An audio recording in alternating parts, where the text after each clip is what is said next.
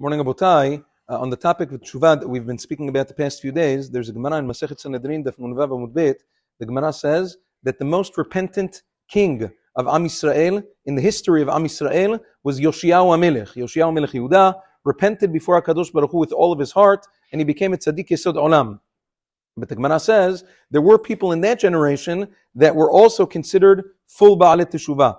Rav says that one of them was named Abba, the father of Rabbi Yirmiyah bar Abba, and then there's another one. Rav Yosef says another one called Ukvan bar Nechemiah, who was also a Resh Galuta. He was the governor of Am Yisrael in Bavel. He was also tremendous Ba'al Teshuvah, and he also went by the name of Natan Tzutzita, which means Tzutzita in Aramaic is reference to a spark. As a result of Teshuvah, of his Teshuvah, a spark came forth from him. What happened there? In Rabbeinu Nisim bar Yaakov's Sefer HaMa'asiyot, he explains the story.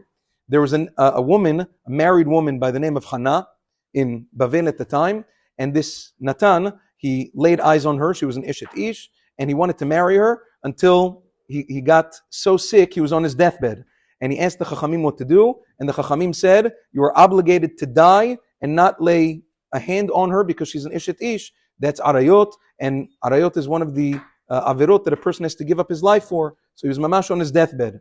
During the same time, Hannah's husband was, he had some business dealings that went sour, and he owed a lot of people money. He couldn't pay them, and they threw him in jail. And he was languishing in jail, and they were torturing him over there. So one day when Hannah went to visit her husband in jail, he asked her, he says, listen, I can't do this anymore. Please go to this Natan, to this governor, and take a loan from him so that I can pay myself, so I can pay my ransom and get out of jail. She told him, what are you, crazy? You didn't hear? He's sick on his deathbed because of me. You're sending me into the lion's den to get the thing?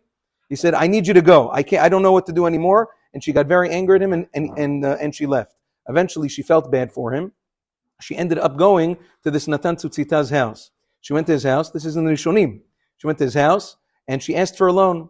And he told her, he said, I'll give you the loan on the condition that you're with me ba'avira. She said, listen, I can't refuse you. I need the money. My husband is languishing in jail. But you should know, all of your tzedakot, your big ba'al tzedakah and everything is going to go to waste. In this one moment, you're going to be yoresh geinam. You can lose everything for a fleeting pleasure and desire. If you just overcome your yitzhara a little bit, says you don't know the amount of reward that HaKadosh Baruch Hu will give you la'atid lavo. She gave him musar, and he took it. He jumped out of bed. He was sick. He jumped out of bed and he was mitgabir. He prayed to HaKadosh Baruch Hu to give him strength. He gave her the loan, and then he kicked her out, and he didn't do the avera. The Rabbeinu Nisim bar Yaakov continues the story. He says, one time, this fellow was riding on a horse in the street. Rabbi Akiva and his Talmidim were also walking in the street. Rabbi Akiva saw him, and he saw a heavenly light, a crown of heavenly light surrounding his head and shining. He asked his Talmidim, who's this guy? Who's this fellow? They said, that's Natan Tzutzita, Rasha. He wanted to be with Eshet Ish, whatever. And then he asked his Talmidim, do you see anything out of the ordinary about his head? They said, no, this guy's Rasha. He said, okay. He went over to him. He said, tell me, what did you do to merit this heavenly light that I see and my students don't? So he told him the whole story. Rabbi Akiva gave him a bracha. He told him,